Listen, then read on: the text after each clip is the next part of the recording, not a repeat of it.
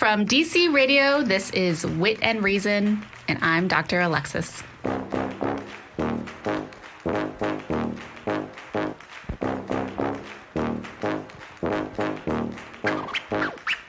Man, traffic is almost constant now. Parking is impossible. Factoring in commute time, waiting room time, and then traveling back. Squeezing in time to see your mental health therapist or health coach can take like 2 or more hours from your day. Ain't nobody got time for that. So today we're exploring telehealth. Getting connected to mental health services through your smartphone, tablet, or computer.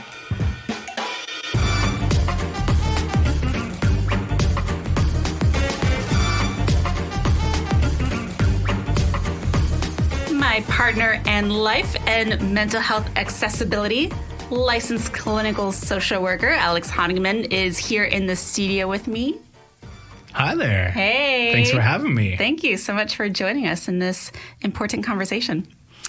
All right, so now one of our shared values turned life mission is quality mental health accessibility. Yeah, I want everyone to get what they need. Yeah. Same. And I mean, like it touches up on a few of our shared values like equality, human dignity, health. Just general like education for the masses. Yeah, education too, which is why I do a lot of media outreach. Yeah. And so with that said, it's a big issue because there's actually a lot of problems and limitations related to mental health treatment access. Yeah, I mean, it's a huge subject to unpack. I mean, and nobody's cracked it yet. Yeah. I mean, I know that I've struggled personally trying to get to meetings on time, whether I was living back in LA, trying to drive through rush hour traffic or midday traffic to get somewhere. Now living here in DC, if I'm driving, I'm not finding parking. If I'm taking Metro, then let's hope it's working. You know, and what's unfortunate about just even getting to a therapy session is that it adds on extra stress and strain to my day. Yeah, it's the last thing. You don't want to come into therapy feeling stressed. Right, exactly, and flustered. And I guess it could be like a teachable moment, you know, like how do you cope with everyday stressors? But I really don't want it to be an extra problem, you know, or issue to have in my life because then and then you add in cut it out. Yeah, of course, but then you add in the idea that this therapist is probably seeing somebody before or after you as well. Mm-hmm. And so what ends up happening is, you know, you feel that you've impacted the session or anything else. You're kind of projecting that on them, and they're also then wondering about their next client and making sure that they are also going to be seen and be able to go through that with them with enough time. Effect. Yeah. Yeah. So then they feel horribly guilty, and then they can't concentrate. And they're talking about why they're late. Oh man, it's rough. Yeah. So it's a tough position. So one of the main problems and limitations to accessing mental health treatment is just getting there. Yeah. Physically. Another thing is like, and that's like kind of a privileged issue to have because True. Another big problem is even having a mental health clinician or clinic within a reasonable proximity to where you're located. Yes, being able to access those locations, being able to access that care. Yeah. It's already a privilege, yeah. I mean, we're thinking about like rural areas that don't have access to a psychologist, a social worker, coaches, like anything. Or they have limited access where maybe there's one clinician in your city or town. And what if they don't kind of treat what you need or have experience with it? Yeah, or you guys just don't jive, you know? Yeah, or because not all therapists are created equal and not all people match with those therapists. We don't get along with absolutely everybody ever. Right. Yeah. So having proximity to quality care, especially for specialized populations or issues that you're trying to work through, you might be someone who is within the like LGBTQ or queer community, and you don't have someone that you feel comfortable talking to in your healthcare community in your small town. Mm-hmm. You know, then what do you do? Because maybe in that small town, your therapist goes to the same church as like your parents, and you're not out yet. You know, so there's a lot of things associated with being able to access clinicians. Yeah. And then in addition to that, some of the other problems and limitations people have are if they're a person with a disability or an illness. Yeah, very true. So if you're someone who has a disability, getting to and from places can be very difficult. Yeah, or impossible. Yeah, no, and definitely, especially here in DC, we have Metro Access. They do the best they can. They do a great job. They really try. They help out everybody who's in need like that. But it also takes a while to get to point A to point B, to unload at different places. Some places are not even handicap accessible in the same way, or take a while to get to. I mean, so it's really a troubling thing. Yeah. Or if you have an illness, like if you have a flu, and you don't want to go into a mental health treatment care facility and pass on your germs, but you do still need your regular therapy session. Yeah. So that's also an issue with going in person. On my way over here, I shared an elevator with a mom with a brand new baby. And the brand new baby was in the stroller, and the mom had all of this stuff that the baby needed. And I was just thinking to myself, like, man, that's got to be really tough for new parents with kids, having to find daycare and commute over to their therapy sessions. Like, that's tough too. There's a huge push by like OBGYNs to actually have their patients be able to outreach mental health professionals in an easier way. Yeah. And that's one of the things, if you're on bed rest before you have a child and you're having postpartum or peripartum depression, anything like that, you're having other types of issues there, you're fearful and scared, or post in recovery, or when you have a newborn. Right. I mean, they're really pushing for that access as well for their patients. That's right. And at the same time, there's also this issue of mental health clinics being overwhelmed with patients and experiencing long wait lists. It's a tidal wave. There's not enough professionals for how many people are trying to access care, which is kind of a great shift to have. I mean, more people are seeking care than ever did before. Yes. So people are talking about mental health. Yay! That's amazing. We're doing a good job. We should all go seek those things. Yeah. But we should also, it's hard to match that level of need. Yes. And so we have a couple solutions in mind, right? Solution number one, and I don't know if we just created these or we just do the research and know what the solutions are. I'm not taking credit for trying to crack the problem. No. Well, we've done our research and we have also experienced what some great solutions would be. Got some general ideas. Yeah. We got a couple ideas. And one of them is differentiating services. Definitely. So not everyone needs the exact same type of treatment. Yeah, definitely. They don't need the same level of treatment. They don't need the different types of treatment modalities. And sometimes they don't even need the same amount of contact with others. That's right. Yeah. And I know in a lot of healthcare settings, they're coming to a point where they're just saying, okay, we can only serve people who meet medical necessity. True. With a mental health disorder, meaning it's impairing their ability to function in their day-to-day life. And or this person is experiencing severe mental illness and needs intensive care. Those would be the people that definitely need to go in person and meet face-to-face with a licensed professional. Yeah, licensed professional. Now, not everyone's in that space. No. Not everyone is experiencing severe mental illness or even meets medical necessity for treatment. True. For psychotherapy. So then there's kind of this other group of people, I think maybe even a bigger mass of people. I think this is the biggest group of people. Yeah. Something with,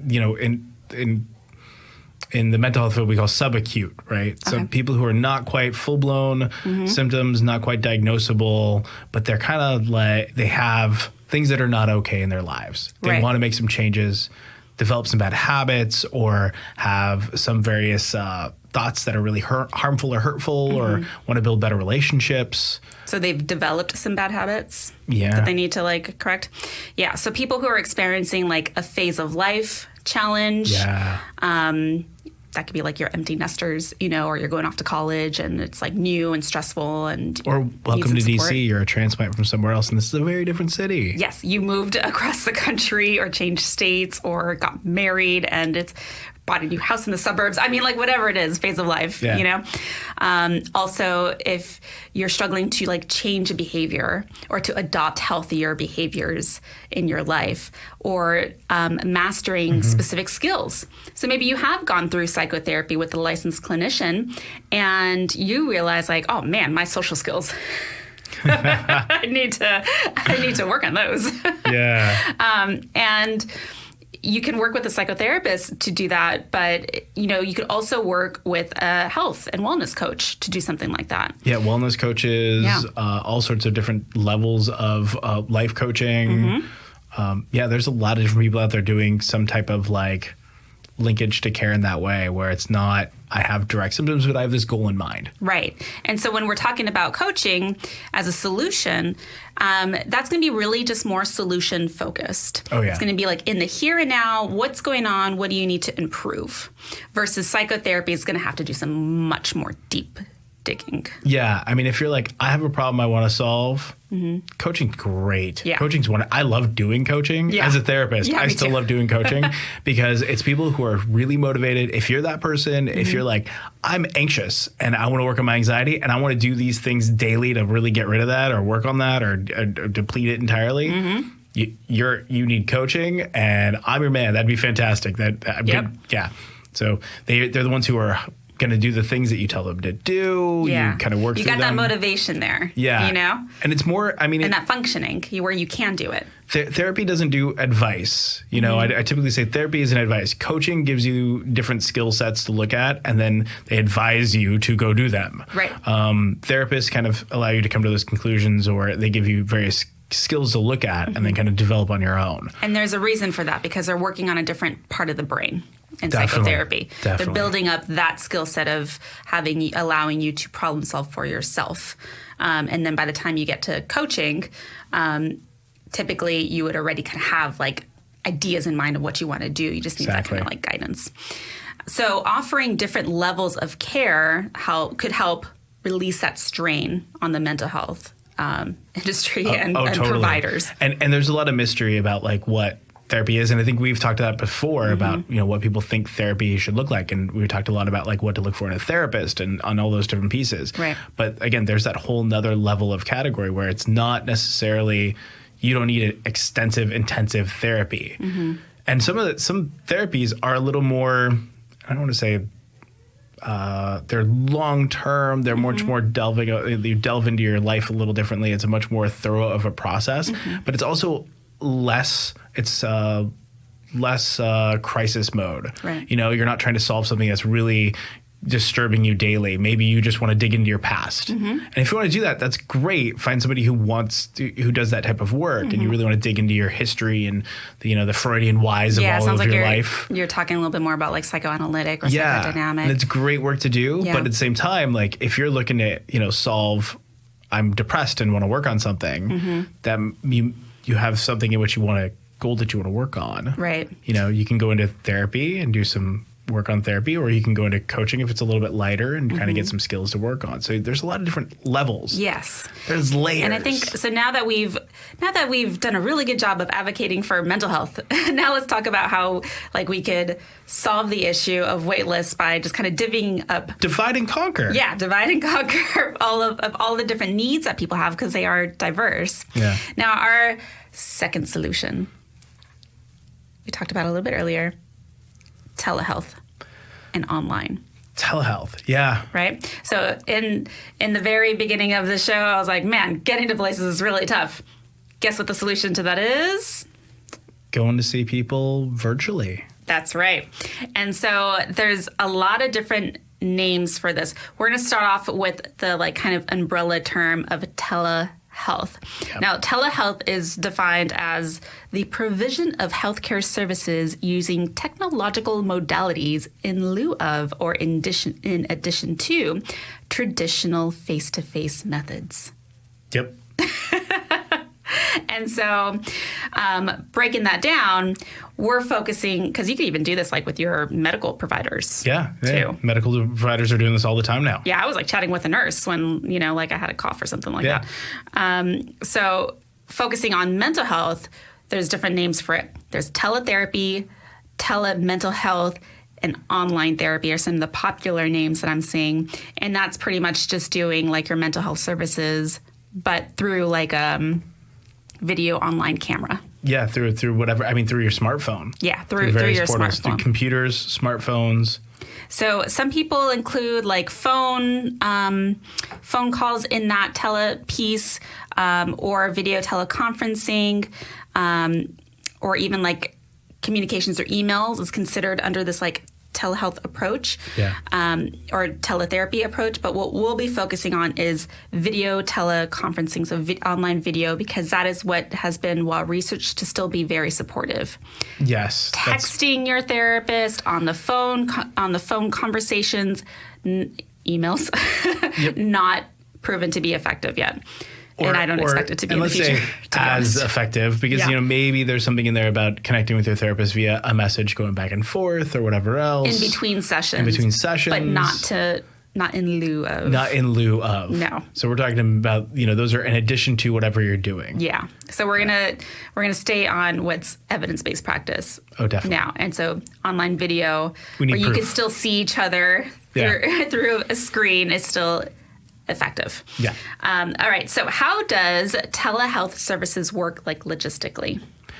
Well, typically you set up the session, usually virtually, right? You go into somebody's calendar, do those different things. Therapists it's like have an these online calendar. Yeah, you do online bookings, and then what ends up happening is you get an invitation to the session. They click on like that a link. Yep. They click on that when it's time. Sometimes it's through an app. Sometimes it goes through different types of portals. It does all sorts of different ways in which to kind of do that. They'll give you the instructions when you do book, and then you're presented with a nice little, what looks like almost FaceTime or any of those other kind of applications where you video talking, Skype. So you're giving those brand names as examples. Yes. Let's be clear about that. When we're talking about telehealth services, especially in regards to your healthcare, FaceTime and in some cases Skype are not appropriate platforms to securely protect that video call. Yeah. So if you have a therapist out there who's FaceTiming with you, it's not secured. So talk to them about that. It's not HIPAA compliant. You want an online platform meant for professionals. Yeah. So whatever your and some of them offer that. Yeah. Some of them do offer that, and they may have that, but it's something which, if they're just casually calling you on their cell phone, that may not be right. That's not going to be as lockdown secure, and someone could hack in there and watch your session or something. Yeah. And you don't want that. So, but there are ways today, that telehealth sessions and video online sessions are locked down secure for you. And so you want to make sure that your telehealth services are HIPAA compliant, is what we call it. Do you know what HIPAA stands for? Health Insurance Portability and Accountability Act. Woo! Pop quiz. That's why I bring you on the show. Hey, healthcare. Okay, so then you go on there, and it's going to look like you have that little box that's your little box, and it looks like you, so you can see what you look like. And then you have like the bigger box in your computer screen or phone screen. That's your therapist. Yep. And it's live and it's interactive. You get to talk to them. You get to see them. They get to see you, vice versa. Yeah. And then at the end of your session, you just hit end and it shuts down. And things should not be recorded unless they tell you, and there's a certain reason for recording. Some sessions do get recorded for various reasons. They always tell you. But they'd have to tell you. Supervision, things like that. I'm sure there's some reasons in which somebody would do that. But at the same time, most sessions are not going to be recorded. That's right. Yeah. And then after that, you could get like a link to set up your next appointment. Yeah. And then billing could also be done online too, really easily. Yep. People are charging through that. Some people take insurance. Some people do not. There's a lot of things there are a lot of caveats to taking things like insurance. So just so you know that's clear, there are certain places, Maryland, for example, you can't do telephone appointments only. Right. There's other places like that where there are limitations, but finding somebody that's great, move forward with whatever you can do within that. And if they could take your insurance, wonderful. If not, look for somebody who maybe can. And otherwise, there's a ton of therapists out there who do sliding scale or anything else you need. That's right. And some other things to keep in mind when you're going to do a teletherapy session or online coaching session is that even though it's online, you want to make sure that you're taking it seriously still. Yeah. I mentioned the mom with the new baby. I'm not saying that like the kid should be in the room running around while she's trying to do her therapy session, but it would be helpful like if the baby's napping, then she could do the therapy session in privacy. Yeah.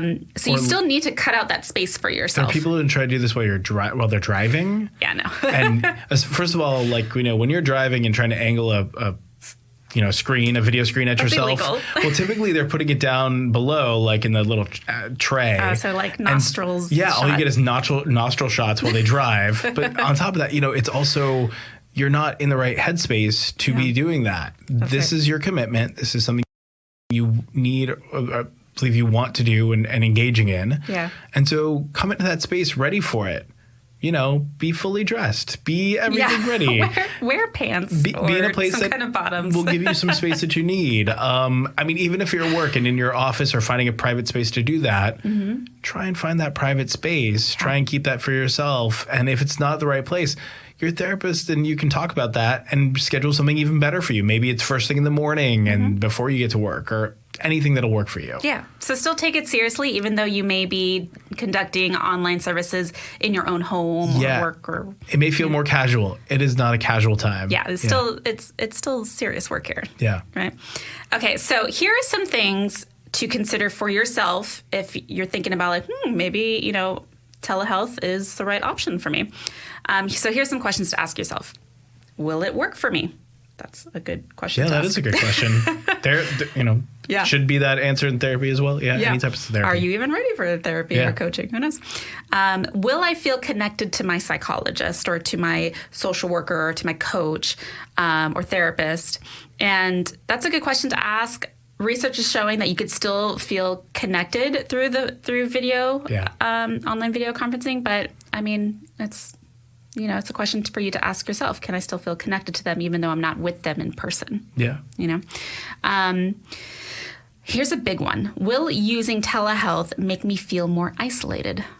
That's a really good question. And part of what you should be talking about in therapy is if you're feeling isolated already, that's a topic to bring up, and then talking about how to resolve some of that feeling. Yeah, make sure you're not just like enabling those stay-at-home, avoid society kind of maladaptive behaviors. Although it's also a good space for people to work on to do exposure work. And so say if you're stuck at home because you have some type of crippling obsessive compulsive disorder, it ends up being a pretty helpful space to be in because a therapist can see what's going on. Yeah, that's true. I always liked doing home visits, but now you kind of have a virtual way of doing home visits. Exactly. Okay. And then, of course, do I feel comfortable using technology to receive these services? We talked about making sure that it's HIPAA compliant and secure. So we'll offer some resources for you on our website on witandreason.com to take a look at that to make sure that you could feel more comfortable. Yeah. Do you have the technology and the access to the technology to do telehealth services? So obviously you do have to have something that does video. Right. And so you would need like a laptop or a computer that have the cameras on it, or most smartphones have the cameras on it now. Yeah. But if you don't, then there's some, I know like the VA, they offer for their people, you go to a clinic and you talk to a computer that connects you. The VA is doing amazing work in this space. Yeah. They're doing amazing stuff in this space because, if you're a veteran going through rehab or anything else like that, especially if like you have to be going into the hospital or in various types of treatment, doing amazing work with this. But VA, I've got nothing but love for what they're trying to accomplish there by adding those video visits in and video therapy, especially for our service members who are going back to like their hometowns. Yeah. And nobody gets what they're going through. And so they get a VA psychologist, they get a VA therapist, and somebody who really gets them and what they need. And they get that wherever they're at, which is beautiful. Yep. I'm absolutely so proud of what we're doing for our service members that way. And I wish we could do more and more and more, of course. It's never enough, but at least we're trying. And that's a beautiful attempt to try and solve that problem. I agree. Now, there's a whole list of questions about what you should ask your therapist or coach that we'll leave available online on witandreason.com. But I do want to make sure that we get into, okay, what are some like actions that people could take now. And so what I would like to encourage our listeners to do is just go ahead and start doing some exploring in telehealth. Look. Do some research on witandreason.com.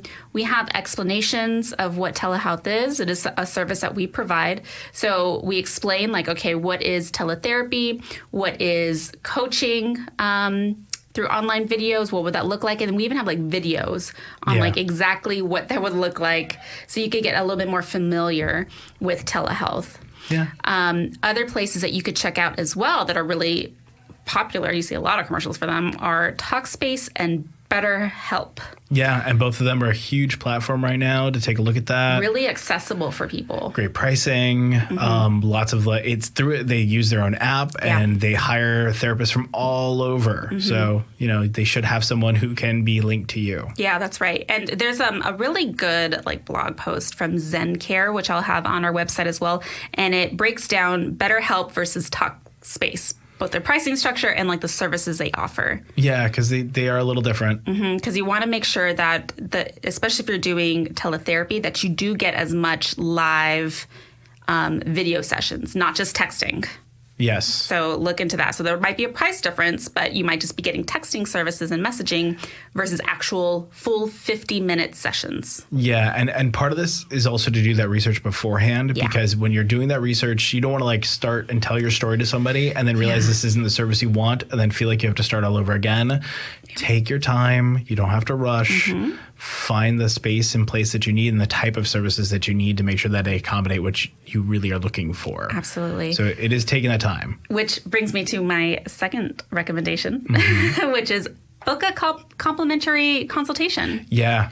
So a lot of places at Wit and Reason, we offer 15 to 30 minutes free consult with the person who you would be meeting with. And I know a lot of other private practices do that as well. Definitely. I'm not sure about BetterHelp and Talkspace if they have a trial. They do have a lot of going back and forth. You can talk to a lot of people about what you want out of it, and so that you can feel that out with them. Yeah, so use those because they're there for a reason. It is to make sure that you do have that kind of connection, that this is the right service for you. Well, and therapists do the same thing. Yeah. We want to make sure it's a good fit because it is a very personal relationship. And say I don't have those words that match up for you. Maybe we're not the same type of person. That's okay. I'm not offended. I'm not hurt if you want to go seek services with someone else that has that lexicon or uses those words you want or need to hear to match right for you. That's right. The other thing would be there's a lot of self-guided resources out there. Tons. I'm not going to say that this is a replacement for treatment, but maybe just to prepare yourself. We, of course, have our Wit and Reason DC radio shows that have been turned into podcast forms, so that way everyone can have access to all of the amazing topics we talk about. There's some good ones. There's some really good ones. There's also a lot of online videos that we have, interactive webinars, articles. And in addition to Wit and Reason, which I, of course, trust, other trusted sites that you should look into are the CDC, Center of Disease Control. They have a lot of really accessible literature on different health topics. Mayo Clinic, APA.org, that's the American Psychological Association. And then you brought up, Alex. Well, I was talking about how a lot of psychology or a lot of therapy ends up being a bit about education, right? Yeah. So you have to know these things, and our job as therapists is to educate a little bit so you have some of those tools to use. And I particularly love TED Talks. Me too. And they have some amazing, they have their app, they have some other things. But, if I'm thinking about, TED Talk, or if I want education on something, I can type in happiness into a TED Talk and hear somebody talk about happiness and what that looks like. All right. Well, thank you so much, Alex. Oh, it's my pleasure. So make sure to visit witandreason.com to get links to the resources we shared on today's show, free health webinars, fun videos, and details about all of our upcoming events. Did you hear something on the show today that you relate to on a personal level? Share your story. Send us your recording on witandreason.com/speakup.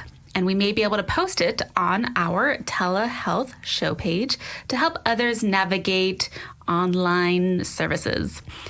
A special thank you to our awesome radio producer, Shane Lewis, our sound engineer, Jessica Sturgis, and our general manager, Max Myrick, and of course, the whole DC radio team, and Alex, our wonderful guest today. Thank you so much for bringing your expertise. And of course, thank you so much for listening. We are doing this for you, so make sure to subscribe, review, leave comments about our show wherever you get your podcasts. It really does make a difference in allowing us to make mental health accessible to the world. You can also connect with us on Instagram, Facebook, or Twitter at Wit and Reason. You can find me at Dr. Alexis Moreno and at DC Radio for some behind the scenes shots. All right. I'm Dr. Alexis Moreno. Let's keep the conversation going.